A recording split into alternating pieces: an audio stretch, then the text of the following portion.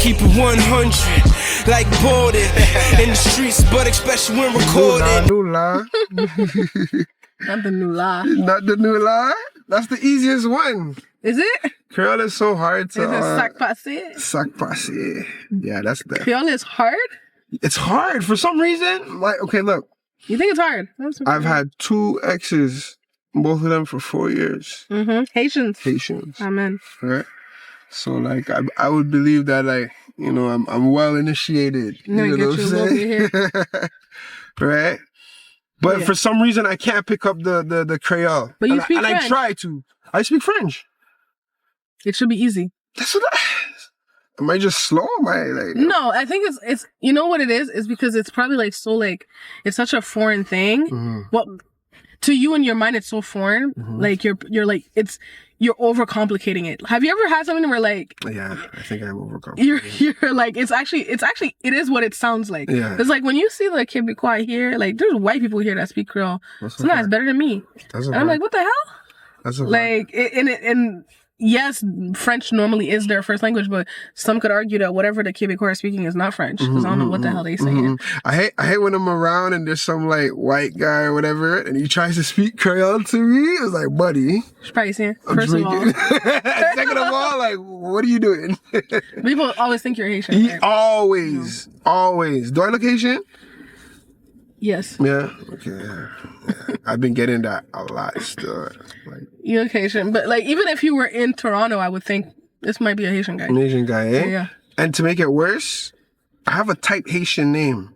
So what's your name? One of your ex-presidents, Duvalier.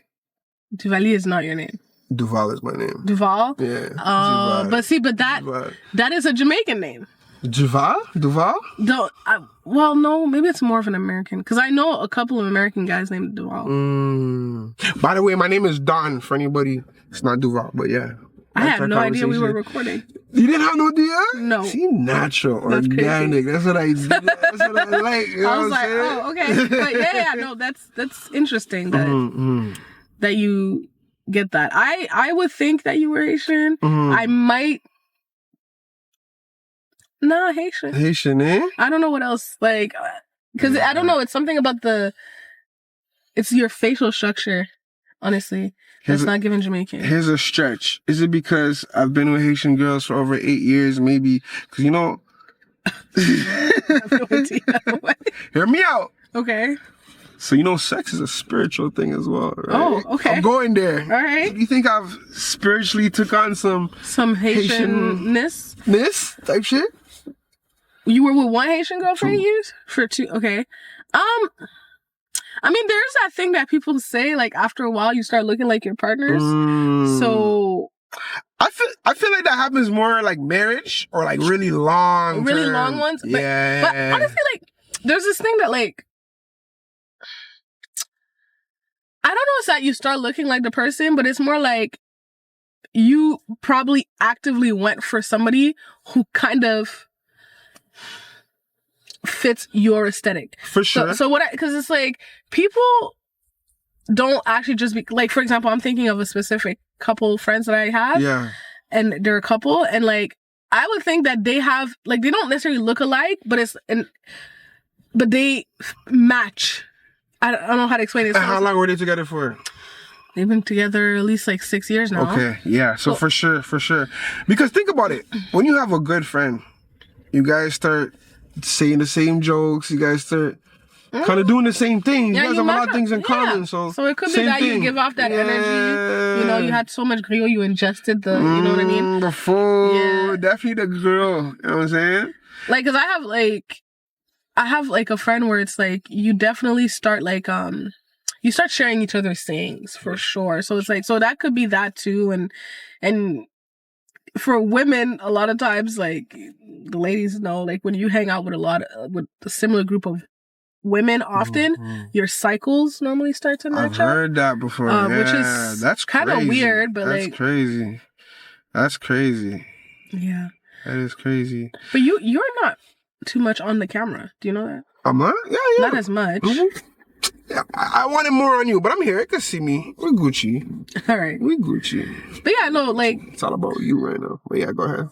No, I was just gonna say that. Yeah, it's kind of creepy, but like it's weird that happens. Because I always wonder like why does that happen? No, it really is creepy stuff. Like, you'll be like one of them, and you're like, oh, I'm starting my, and then they're like, me too. Me too. I'm like, what you mean? Yeah, I'm like, oh, okay. Yeah, I've heard that a lot still. Women, that's weird still, but it has to be like best friend, bounty on a bench type thing. Right? I mean, you just not just random. No, but like you spend a considerable amount of time, then your cycles start lining up. That's weird, bro. I don't know why, but yeah. See, that's why I believe in like spirituality so much. Like we're half human. Not even, we're full human, full spirit at the same time. We are. You know what I'm saying? I do believe that. I think that I think that oftentimes our spirits communicate too, like our souls. Like, you know, when they talk about that, those soul ties and the soul connection, I do believe that there's that type of connection that is going on even when we don't see it. Like sometimes, you know, you'll meet a person and set on your how do you say that in English? Like your soulmate?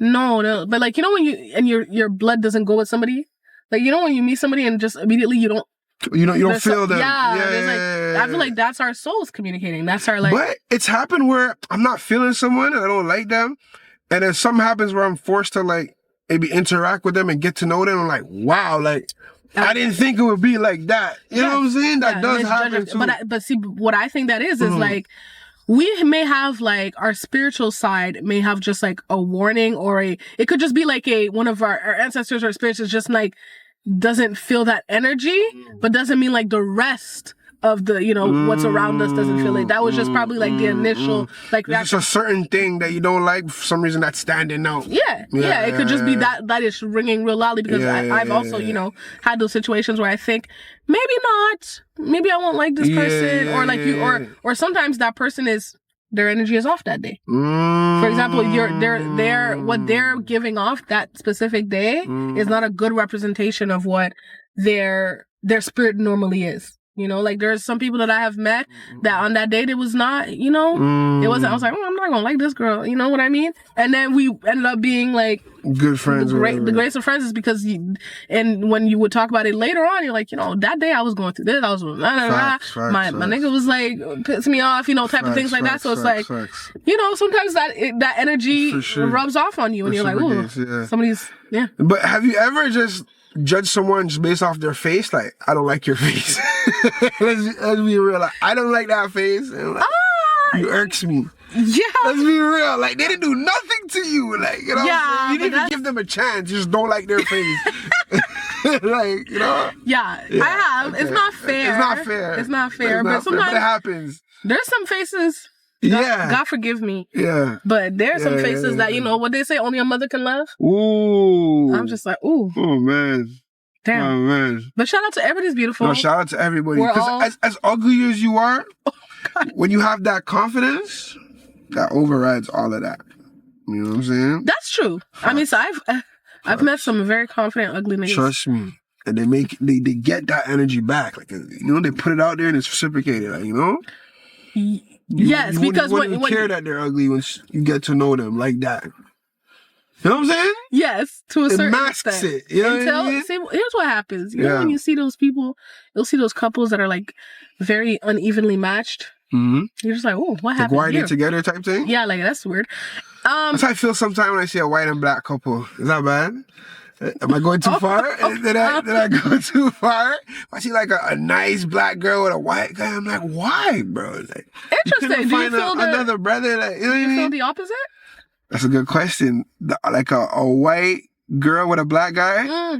No, I don't. Still, I'd rather see that. Well, why do you think that is? Why do you think that is? Break it down. You feel like we're getting somewhere. I just was like, that's interesting that you say that, because I feel like a lot of black men cannot stand when they see a black woman go outside of the race, whereas they've been doing it publicly for years and kind of like shading us. Like I remember being a little bit naive, like when I was younger, and like I remember being in the workplace, and one of my white colleagues, who was very, you know, y'all know white people, you know, they love to tell you their whole life at work. Very open. And, you know, she would tell me how she just loves black men.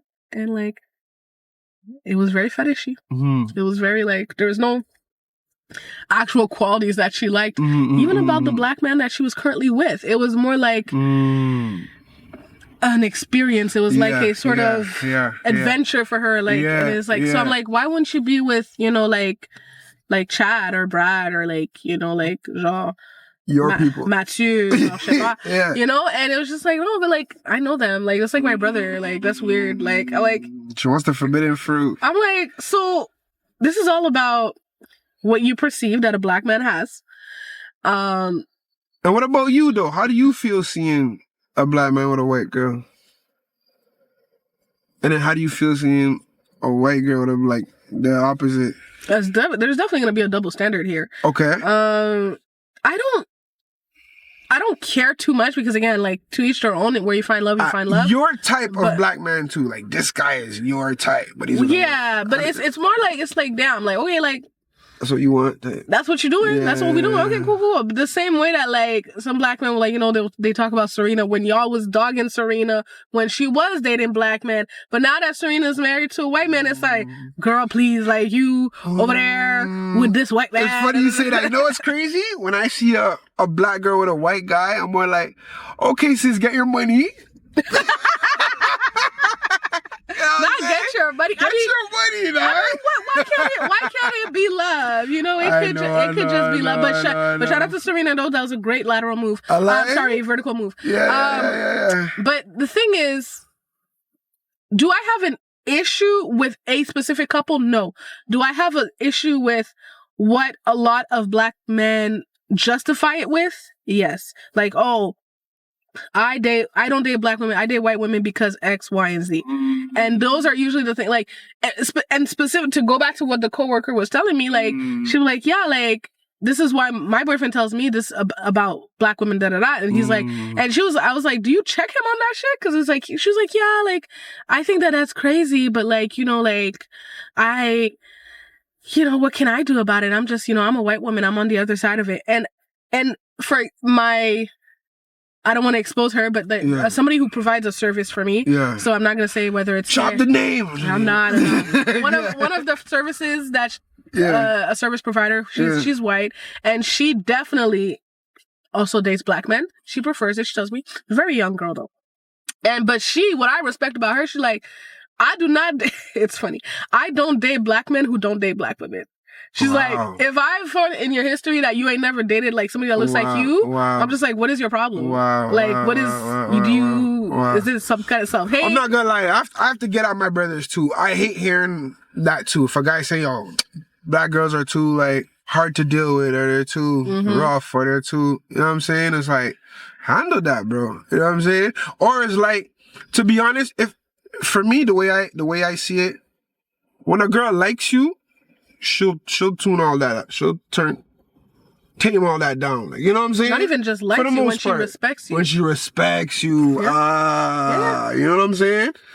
So to be a man, like, my thing with black men, I say that, it's like, if you want to be a man who commands respect, you need to act like that man. You need to comport yourself like that man, like that leader, like that, you know, like, and if you can have a passive relationship if that's what you want, but eventually you get tired of that passive relationship. You want somebody who comes back with you, who's able to bring you up, who's able to challenge you, who's able to like help you grow. You want that. But in that case, there needs to be that mutual respect. There has to be. Has to be. But yeah. Okay. So give me an advice.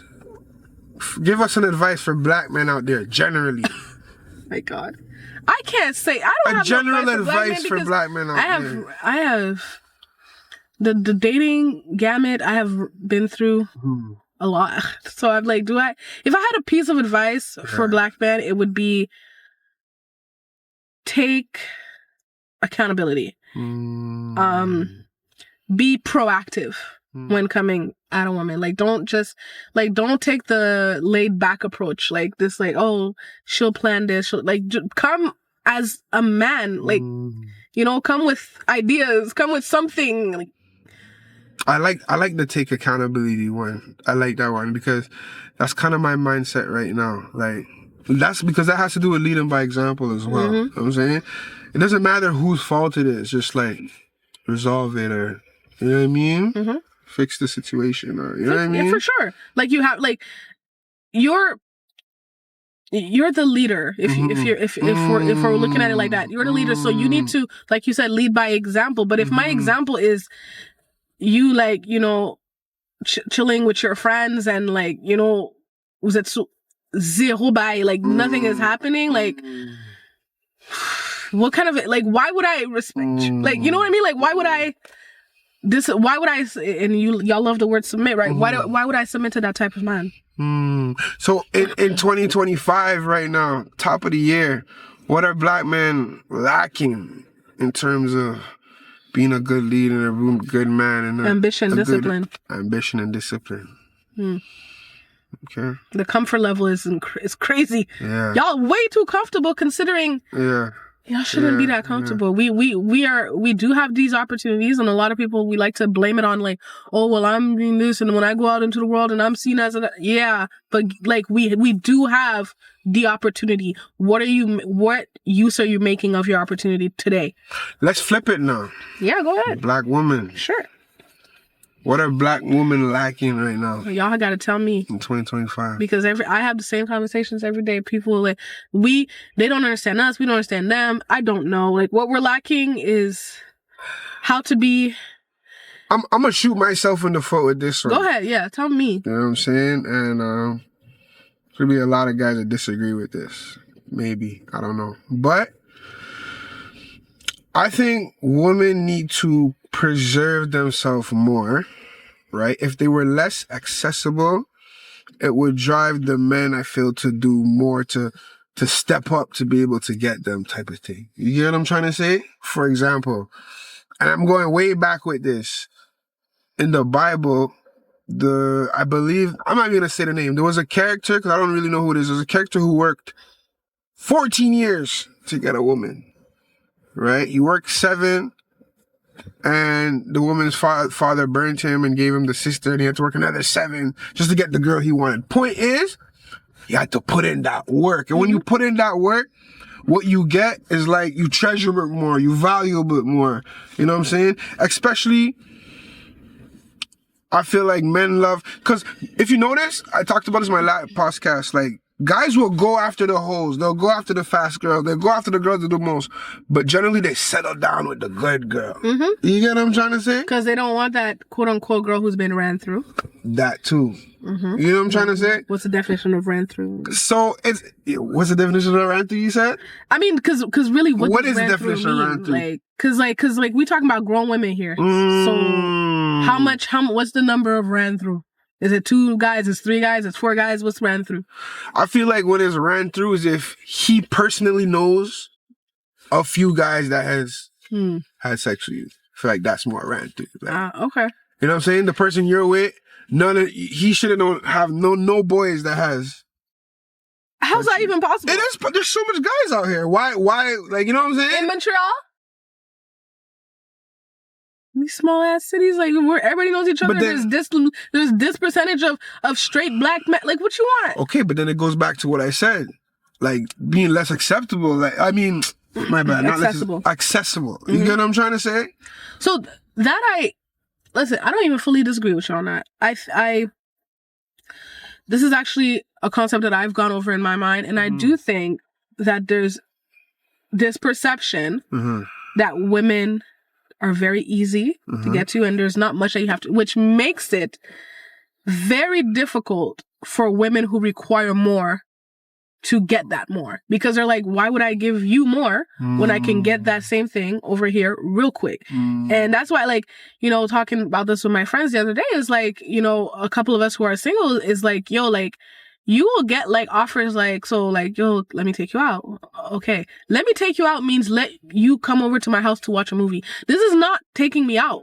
Like, why would I come to your house? I don't know you. Like, what are we doing? Like, what do you mean? Or But you see, more girls need to stand on that. Whereas then some girls just give him, like, all right, whatever. Yeah, you know what I'm saying? Stand on it, like, no. Listen, I had my little time where I was not standing on that. And that was because I was looking for something else, you know? And I knew it. And I was like, you know what? That's whatever. Like, I know what this is. Like, I've come out of a long-term relationship, and right now I'm just whatever. You just want to have fun. Whatever, you know? Yeah. But then it's like, you do get to a point where I'm just like, yo, we're getting older in these streets. Like, what do you mean? Like, you're still not looking for nothing? Like, what are you saying? Like, why are we doing the same things that we were doing like 10 years ago, like 8 years ago? Like, what is this? Like, you need to grow up. Facts. Like, and people are not grown. They're just so, that's what I was going with the comfort thing. Like, people are just so comfortable with the way that they're living and not just staying on that same level, not advancing at anything. And you think that you can still come at me with the same, no. Like, we grown over here, baby. But see, back to what I said, because the general girls are too accessible, right? So it's like, why would I put in work for you when I could just put in no work and get them? Yeah. Not even her, them. Them. You know what I'm saying? It's sad because it's like, yo, like it will be like either you come to my house or I'm coming to your house, which is, you know, you're not. And then this one, I'll take you out. Let's plan something. Yeah. Where do you want to go? No. Where are you taking me? How about you put let's get into that. Yeah. Let's get into that because I've been watching Pop the Balloon a lot. You watching Pop the Balloon? Oh, God. I try to avoid that. You try to avoid that? It's fun. It's entertaining still. Yeah. But every time a man says, like, he's asking when they ask, where would you take a girl out for the first date? And he says, wherever the girl wants, up to the girl. Girls always start popping their balloon. They hate that. I notice they hate that, right? Because it's like, you want to be she doesn't listen to me. I'm the leader. But you can't even plan a date. I get that. But at the same time, is it wrong to know what you like and then plan based on what you like as opposed to just randomly doing something?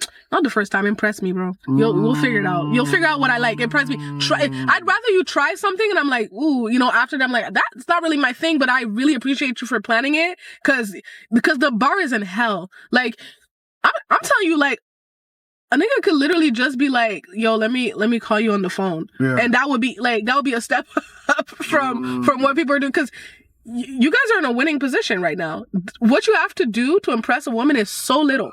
It is so little. Like, I remember, like, my friend was like, he opened the door to like the restaurant. Yeah. She was like, oh my God, like, I think he's my husband. Like, you know, like, it's not much. Because we are in a drought. That's crazy. That's crazy still. That's true. The gentlemanship, that's definitely out the window. I don't even think it's there anymore. I don't even see guys open doors or open stuff for girls anymore. Like, oh, well, guess what? You'll see it if you take me out because we're not even stepping inside. Like, I will stand there. I like that. That's standing on it. You know what I'm saying? I like that. Well, we don't mind. That's what girls need to do more. It's unfortunate that you even have to do that, but it still sets the bar. You know what I'm trying to say? For sure. I've seen guys like debating in their head too. They're like, "Oh, what's happening?" Because they're like malfunctioning. They're like, and then they get it, and then they open. I'm like, good. You'll be fine. You'll be fine. It's all good. I like that. I like that. Okay, well, back to what we were saying before. Do you believe in soulmate though? Yes. You believe in soulmate? I do. I'm a spiritual person, so I know some people think it's like very like, oh, it's romantic and like there's not just one person for anybody. That's what I was gonna say. Could there be more than one soulmate? I think so. Like, I think it might be different types of soulmate. Yeah. I think, for example, like, I definitely think I met like my twin flame. As a man or a female? A man. Okay. Twin flame, that means soulmate? A twin flame is like... What's that? It's kind of like a very like strong connection, but it's like combustible. You're not really supposed to be together because like the passion is too much and type of thing. That's called toxic. Like, you try to pretty it up, like, that's toxic. Yeah, toxic. That's cycle. Okay. It's about toxic cycles. Okay. But yeah, like, it's... Yes, it could be a toxic situation, but it's also like a situation that is like, there's also very high highs and very beautiful things in that relationship, you know? Things that you probably want to preserve in a soulmate relationship. But the lows are lows. Toxic. Yeah, it's toxic. It's toxic. And we all love toxic. That's the worst part. You know what I mean? Love is a strong word. But we gravitate towards toxic. Gravitate towards toxic. For sure. Yeah. It seems exciting at first, and then it's... But in the long run, it's too much. It's not worth it. It's tiring. Yeah. I believe you can have friendship soulmates. I like that one. Definitely. Yeah. Definitely. Like people that you just instantly click with and you just don't even... Definitely. But that's what I'm saying. So is there such thing as soulmate? Because soulmate sounds like one person. I believe that there's a lot of compatibilities. Compatible people? You know what I'm saying? People that you're compatible with. Yeah. You know what I'm saying? There's 8 billion people in the world. There's no way there's just one person you're compatible with. That's crazy. See, but you see, don't get me to talk about this because what I'll do is I will figure out a way to make it so the same way I was like 12 and figured out a way to make Santa Claus real. Like I will figure out. Break that down for me. How do you make Santa Claus real? No, because it was like, you know, like everybody was coming to me at like, yo, he's not real because like this, you know, the kids, and they were like, you can't have this. And then I was like, listen, he is like God. Like he gonna be where you need him to be. Like I was He's like God is crazy. I will find a way. So when you tell me there's no soulmates, I'm like, yeah, like there could be that one person, and like the Lord gonna make sure that he's around where you at. Cause like there's 8 billion people I know, but he's gonna be where you at. To happen will happen type thing. So I'm just like that. I'm delusional in that sense. So you don't want to. So you're gonna make it that you're that. Oh, there's no other girl like you type thing. That's what you're saying? No, I'm saying that I of all the justifications of why soulmates, like a soulmate, like a unique one, is not really logical. Yeah. I'm gonna tell you, I agree that it's not logical, but I'm going with the illogical. Because even if I talk about like my spirituality and stuff like that, you hit a point at where the wall is not logic anymore. Like if we're talking about spirits, God, you know, angels, like things like, you know, that the supernatural, you hit many, even if it starts, you know, you can kind of connect logic, you're gonna hit a point where that don't make sense, but you believe in it anyways, because that's what faith is. That's what faith is, exactly. Yeah. So, and it's not even that it doesn't make sense, it's just that you don't understand it. You know what I'm saying? It just doesn't make sense to you. For sure. So I mean, yes, I believe in what I believe that I think there are like mini soulmates, but I think that there is one person that is like the person that you couldn't live without. And that's... I think like I don't think everybody, I think some people have that. I don't think everybody has it.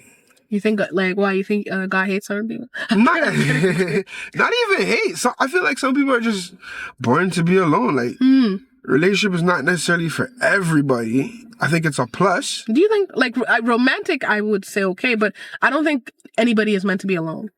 No, exactly. I meant romantically. Yeah, romantically. Yeah. No, for sure. Because as humans, we need to relate to each other. For we need sure. relationship. For sure. And I know that, I mean, I guess there are those people like that are hermits and live in the woods and stuff, but I can't imagine even them, they need a dog or something. Yeah, like, you need some kind of relation. Yeah. And most of the time, those people like, they've been through something or they're hurt or there's a reason why they're out there like that. Yeah. I can imagine that though. Like even though sometimes I'd be saying I'm like I'm just gonna you know, shave my hair off and move to the woods, but I'd be joking. No, you don't want that. Trust me. You do not want that. It's lonely. And then you know you're getting the grocery ordered and then you try to like get the delivery guy to stay a couple minutes and he's like I got others to deliver and you're like but I'm lonely. So. Trust me. You don't want that. Like back in the days, way back, I'm a good loyal citoyen, but you know, I've been to jail before, and like, just being in there, like by yourself with your thoughts, and it's horrible, man. You do not want to be isolated. Like, as much as you say you want that, it's like the worst punishment. It's the worst, man. It's you and your thoughts in a box. You know what I mean? It's crazy. And the human mind alone can do a lot of things. When you leave it unattended, dark shit starts to happen. No, for sure. So, what part of Montreal you from? Exactly. Well, I mean, I was born here in Laval. In Laval? Well, not in Laval actually. I was born at. Y'all don't need to know where I was born. The hospital. Laval. That's where all the no, shout out to Saint Justin Hospital. Yeah. Gang. But like where I lived was Laval. Okay. When I was here, and then we moved to Ottawa when I was fairly young.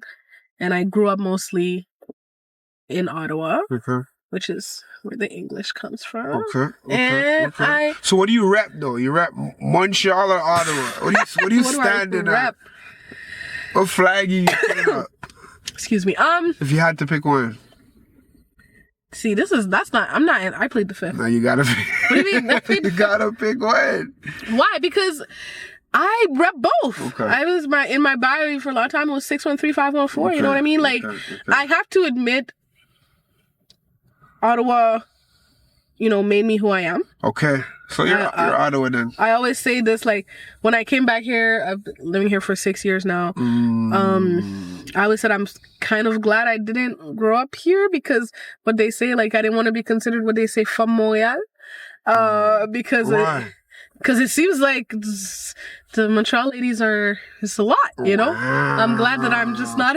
The Montreal ladies are gonna come for you, right? I know, I don't like I'm not saying that. This is what they have said. I'm not saying that. I just was like, like, well, okay, then I guess they don't consider me from Montreal, so I'm like, okay, cool. Yeah. But no, for me, at least the Montreal ladies I know, everybody is kind of dope. So that's why when I hear those stories of those guys, like we were talking about, that, like, they're finding these easy women, these women that are not about nothing. And I'm like, well, not in my circles, not the people I run with. So at least there's that. But definitely, like, I would say, like, Ottawa shaped a large part of who I am. But as a kid, I was back here a lot. So I always said Montreal was my second home because when my parents moved, they didn't know a lot of people in Ottawa. So we spent years, like, coming back almost every weekend. Like, they had, like, my aunts and my family was there. Sometimes I would miss a whole... Keep talking. I'm just going to spin the car around. But yeah, keep going. Yeah. So sometimes I would miss... Sometimes I would miss a whole week of school or whatever because we were in Montreal. So I spent a lot of time here as a kid. Mm-hmm. And then, coming back here, I learned Montreal now as an adult. So it was kind of like, okay, now I'm getting that other perspective of it. Mm-hmm. And, I like both. I think that there's a part of Ottawa that, again, it will always be me, but I outgrew it. Mm-hmm. And there's memories, there's stuff that I don't like about it. There's... About Ottawa. Like, there's things that, like, I'd rather forget, so it's kind of, for me, it was like a sort of fresh start, in Montreal because, Ottawa had a lot of things connected to it that I, wasn't necessarily here for. Okay. So it would always be my hometown sort of, but, Montreal made me, so Ottawa raised me. When did you develop, like, a passion for music?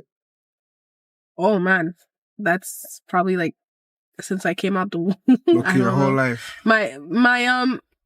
My parents really enjoy music. They're not necessarily musical people themselves, but they have a big different taste in music. So my dad is very much like, he had all the classic compas, like the old school records, and like c'est pas pour that. Even older than that. I'm talking Adrian. I'm talking like Septon Tropicana type of things, like, and he shaped that part of it. And my mom really liked, like, pop classical music and, like the Mireille Mathieu's and the Céline Dion's and all of this, like, so I got a really good shape of it. And my older cousin, that I have, like, my two older cousins here that are very much like sisters to me because we grew up really close. The oldest one of them, she was really a big fan of R&B. Like, so I was that annoying, like, little sister, like, that would definitely steal all of her CDs. I stole all her tapes. Like, whenever I noticed that she wasn't using it no more. This confession time right now? She already knows. Okay, like, we've had this, we've dealt with the trauma. Like, she understands that, I had to do what I had to do. Because when I was asking to borrow them, and then she'd be like, and she'd call my mom in Ottawa, like, because we'd come down and she's like, does Nicky have, like, so-and-so? I'm like, I might have took that. I took, Destiny Child's Writing on the Wall. I had to take that. I had to take that. I had to take all the mixed CDs. It was, I had to take the Usher CD. Like, you know what I mean? Like, it was just, like, there were things that I had to, you weren't using it. You know what I'm saying? So somebody had to put it to good use. And I learned those songs front to back. It really developed my love for R&B. So it was I had good musical people around me. And so you were doing music in Ottawa too. You really started doing this since you been back here in Montreal. Yeah, like always been around music. So I started like writing when I was like 8, and like I started writing for different artists, and then around you're a ghostwriter. Yes, some sorts. Yes. Okay.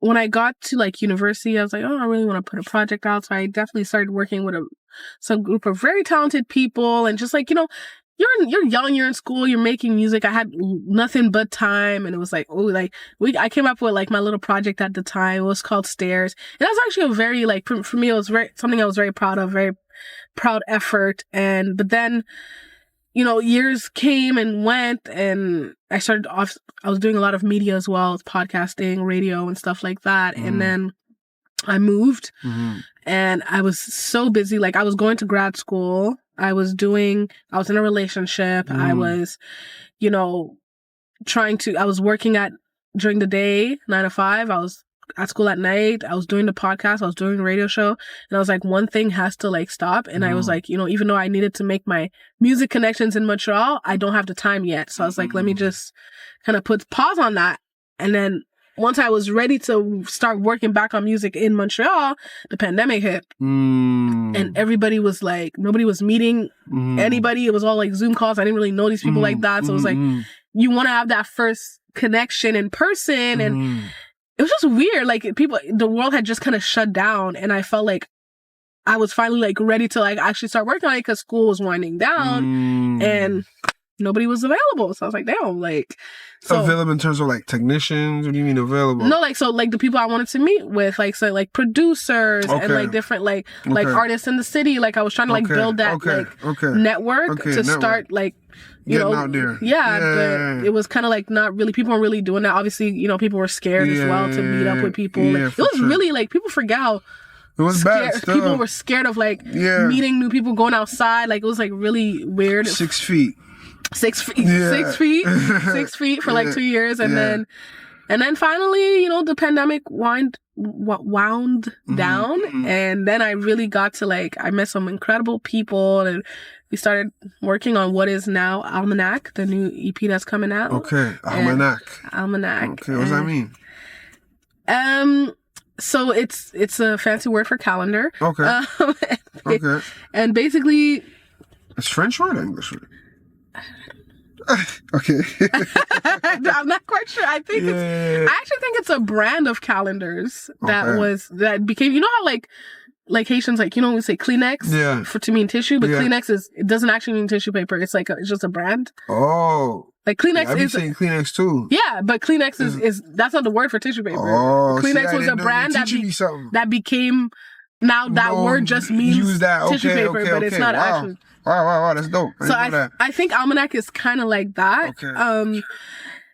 I got it, like, I guess the concept that I came up with really was because there's this saying in Haiti, it's kind of a derogatory saying sort of to women, a little bit offensive, I would say, where it says ou dépasser almanach, which means like loosely you're past the calendar. And usually they'll say this to women as they're getting to like 30, 31, because there's 30 or 31 days in the calendar. Yeah. So they're like, oh, ou dépasser almanach, ou pas dépasser almanach, like that thing. Girls hate that shit, eh? Of course. So I was like, I remember. Do you agree with it though? That you're getting older once you're getting to 30, 31? Not just that you're getting older, but like, because after like in your 40s, there's complications sometimes with being pregnant. Also, when you're like 40 plus, I guess guys less wanna. Well, I don't know. I'm not 40 plus. I can't answer that. You know what I'm trying to say? Like, your chance of getting married is probably thinner, realistically. Well, see, nice. I know I'm ruffling some feathers like Kevin right Samuels. Now. I know. So, I think Kevin Samuel, yo, he's like, it's harsh, but he speaks facts though. I think that there is. Yeah. The reality is there's a biological clock for women. There is, you know. So if men are judging based off of the commodity that, like, you know, like she can have how many children she can have, then past 40 you're not, you know. But let's say you're, you know, a 50-year-old man has already had his children and whatever, and you're on your second marriage. this 40-year-old woman would have more of a chance with you. But what happens is they like guys usually go for younger girls. So if he's like 50, he's probably gonna go for like a 30-year-old. No, if he's 50, he could go 40. That's still younger. He could, but you like basically. But that you say that, and a lot of times there is a dating show that I watch where it's like where the host she does tell the ladies like based on the data I've gathered, ladies like if you 40 you might want to go 60 because if he's 60 he might treat you that. But the thing is, a lot of these women at 40 they're still they can still have children and they want children because they haven't had children yet. Now there are some that do have children and they had the ones that out of wedlock whatever. Yeah. But there are some that this would be their first go round, and a 60-year-old man is not necessarily trying to change diapers. You know what I mean? Like he's trying to fly you out. He's trying to go on to Paris, and he's not trying to. Yeah, he lived his life already. To do that, so that's the kind of shitty part about age with women. There should be. I do feel like more men should date like their age. Like that. You think why? Why do you say that? Because, why do you want somebody who's an idiot? I don't think it's idiot. I think it's the same thing as Because let's be real, you're not doing it for children. Some will say that it's because they want to have kids, but the other, it's like you want some kind of control over this person. That's what it is, I guess. That's what it is. A level of control and respect that I guess you got to work harder for someone in your age, I guess, which goes back to what you said, the intelligence, the experience that the young girl probably doesn't have. So yeah, you're absolutely right. I mean, I think that's unfortunate, and exactly is the. But we can't say it's unfortunate because it throughout history, it seems to just blend naturally like that. History doesn't always mean that what's been done doesn't mean that it's right, because we've been, for example, women have been being abused. Women have been not having rights.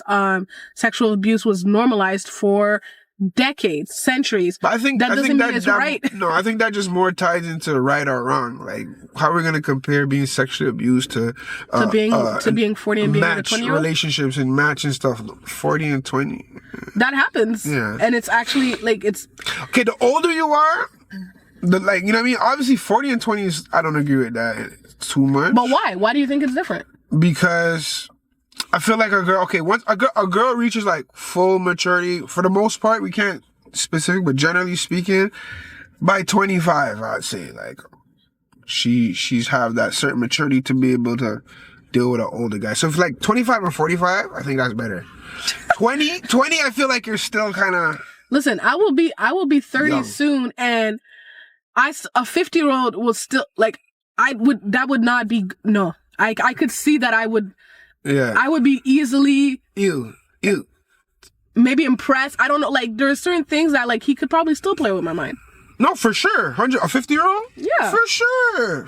I mean, if we're talking 20-year age difference. For sure. No, but I do know that there are women who will do that because, listen, here's the thing, right?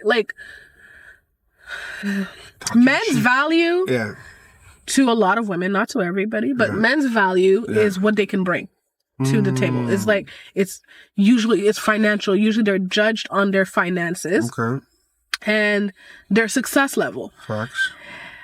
For some women who are chasing that. Facts. Women are judged not on that. So that's why mostly men don't care what you do for a living or they don't want no bum. Nobody wants a bum, but they don't care. You're judged on how you look. You're judged on your beauty, on you're nurturing. The caring, what you can, the cooking and all that. That's what we're judged on. So we're judged on different things. Yeah. So that's why when you see these women that seem to be in a relationship with somebody that there's way older or something, what is he providing for her?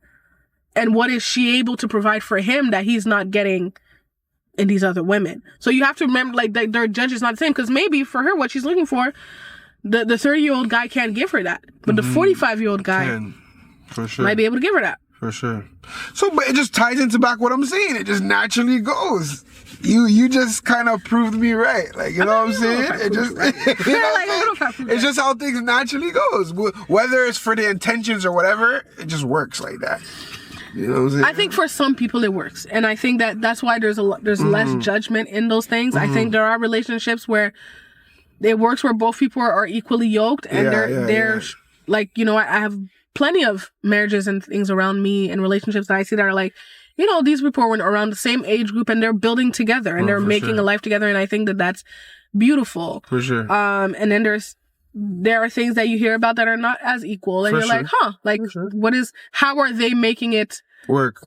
You know, what is the adding up here? But all of those things are like some of the thoughts and the feelings that I've been going through as I approach my deadline, my almanac date. That's why it's like that's why it's called almanac. And it's like it's the themes of like time running out and the fears and anxieties and all of these things that we go through as women, and a lot, and from the lens of a Black Caribbean woman, it's, you know, we.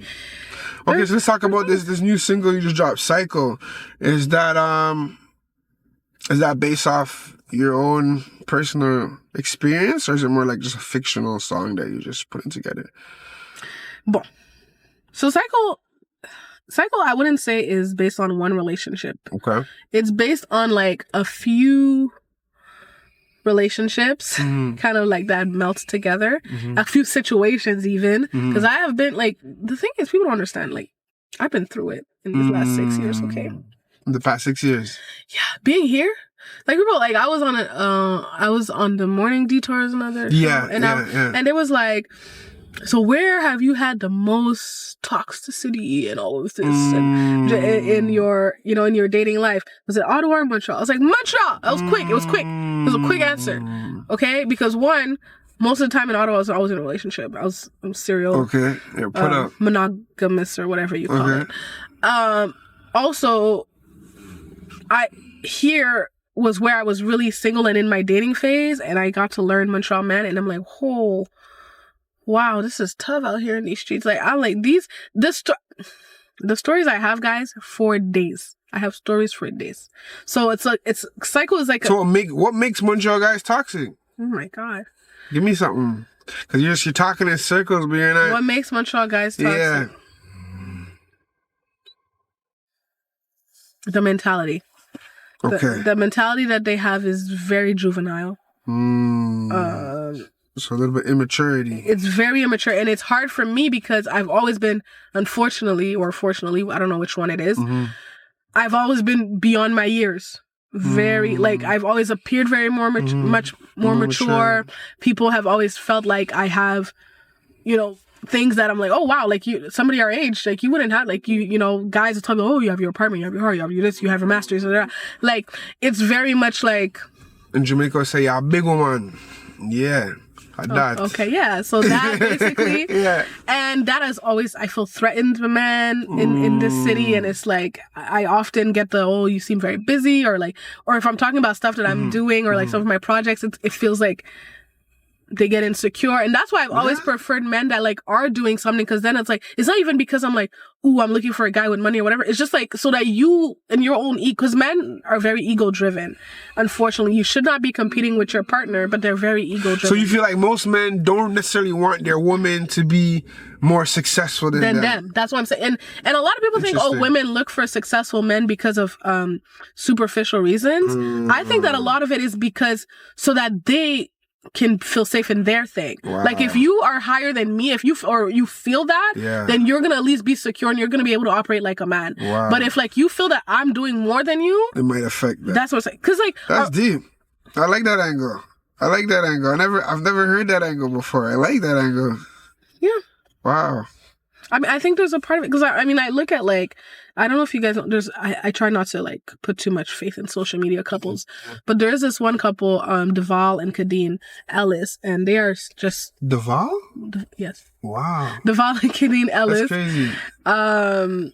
They make social media content with their family. They have 4 boys. They're just really great people. And Duval is an actor, used to be a football player.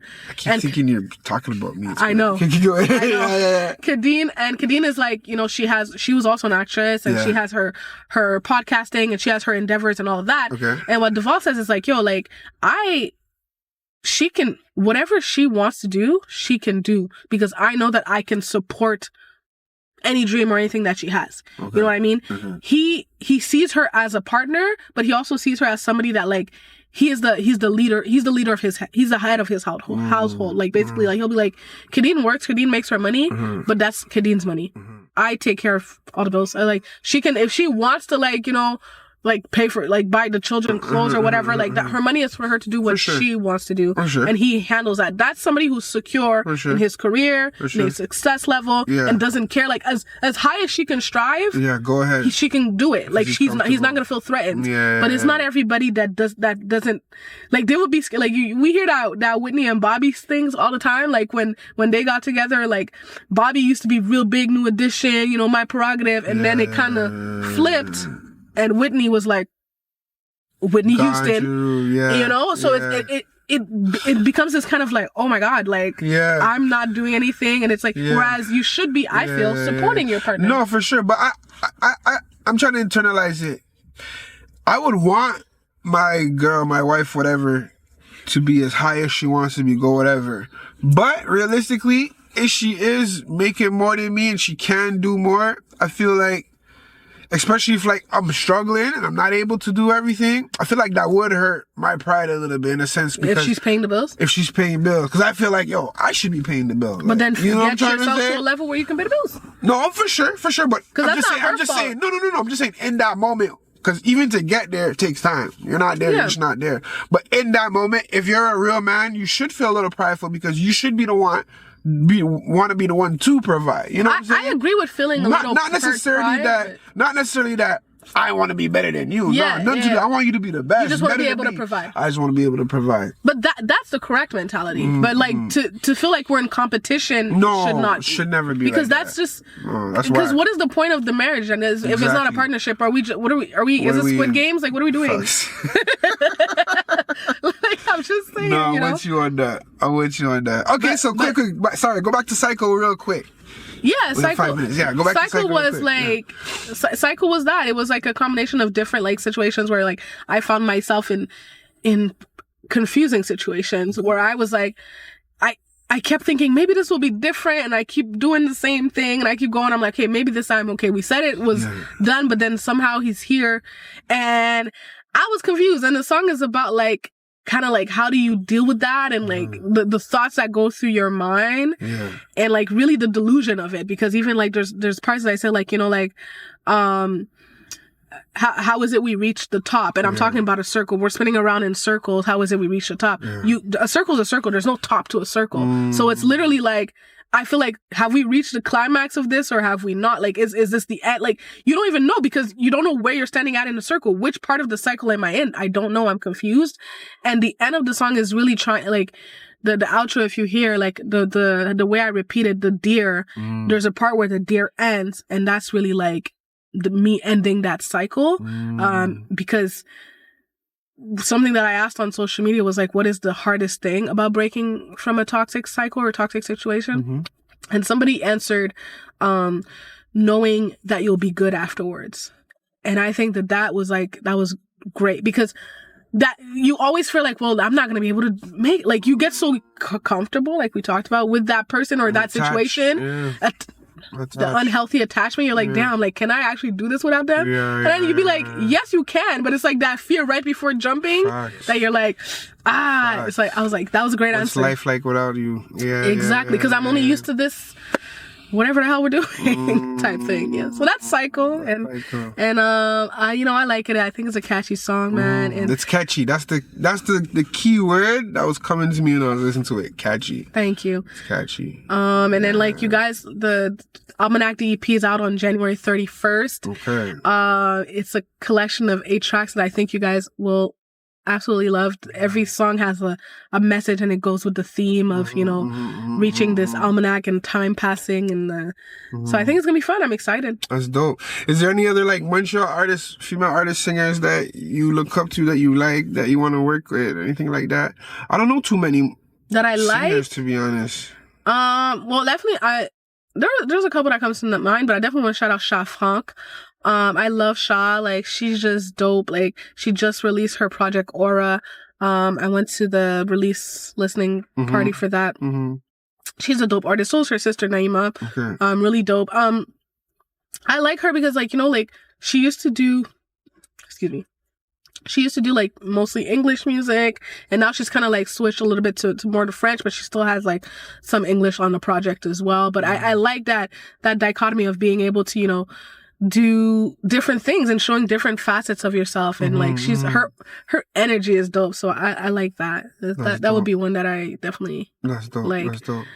I did want to say there was one thing else. Oh yes, I have one song on the album that is in Creole. That is a compas song. So nice. Yes, it's my first time doing a compas track, and I was like so excited, and it actually turned out so well. I can't wait for you guys to hear this. I did one Afrobeat song too. That one is obviously in English, but it's you have to put the translation in writing at the bottom for the Creole. Yeah, for the Creole. Yo, this man, he's been with Haitian girls, can't speak one word of Creole. I'm confused. They didn't try to teach me though. I must say, like, did you try to learn? Was you I'm listening, but I don't know. I guess I'm just slow. He said horrible. Horrible. But okay, one last thing. What about rappers? Is there any like Montreal rappers you notice that you look up to that you don't want to work with? Are you into rap at all? I do. I do. Like, actually, I'm rapping a little bit on this project, on a couple of them. I used to do poetry slam, so like a lot of people like were like, "Your poetry, maybe you should rap," and I was like, you know, okay, cool, and I started like playing around with that, and I kind of have a pretty good flow. So I was like, okay, I'm gonna do a little bit of that on the album, but on the EP, excuse me. And in terms of Montreal rappers, like I would say, like I really like Raccoon. Raccoon, I think, is dope. The flow is insane. Okay. Just very, very talented. Okay. And yeah, and in terms of in the city, I don't know too much. But I mean, I have like international rappers. And stuff. Yeah. Okay. That's dope, man. You already know. It's a dope conversation. Yeah, this was fun. It was very fun. Yeah, definitely enlightening. On both ends, man. You say some very key and interesting perspective. I loved it. I try. You know what I'm saying? Anything else you want to say? Shout out. I mean, shout out your podcast. Where is it on YouTube, by the way? So, well, right now, I used to do a podcast, Break Down Slow Down. That's on Halt, where I got a new show coming up real soon, so stay tuned for that. Okay. And there's the radio show. The one I saw with you and this girl. Yeah. Okay, that's what you're talking about. Okay. No, that's not the one I was talking about. But there was another show before that. Okay. So at the Spot 903 is the radio show, The Spot on CKUT. We do that once a month. Okay. There is The Real Villain on YouTube, which is with my girl Emmy. We review different shows and we give kind of a hilarious perspective. Like we just did Squid Game. Y'all go watch that because it's fucking hilarious. Yeah, I didn't watch the part 2 yet. Yeah, it's funny. Yeah. Okay. And then what else do I do? Well, yeah. So there's the music. Psycho's out right now. You can follow me for everything else that I'm doing at Nicky Music at NICKYMUSIQUE. The music is spelled in French. Yeah, that's. You already know. Perhaps. So it's been a pleasure. Nice meeting you. Thank you. Thank you for having me. Of course. Thank you. You already know. Like that. Bam.